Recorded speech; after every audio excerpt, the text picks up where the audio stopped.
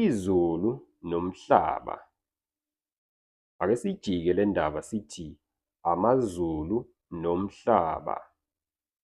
Ngoba phela amakhosi amakhulu oThixo abayisikhombisa ibona uqobo abangamazulu. Okusho ukuthi sinamazulu nomhlaba. Khanda nasi-ke isithombe. Umhlaba uphansi.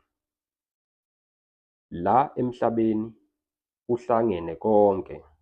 Okusho ukuthi wonke lamakhosi ahlangene kulomhlaba. Yingakho phela-ke uma inkosi yehla iza emhlabeni, yehla iyinye as inkosi eyodwa, as indodana. Bese kuthi-ke amazulu aphezulu wona. Okungikuthi-ke yilapho-ke amakhosi asefike ehlukana khona, ezihlukanisa wona ngokwamazulu.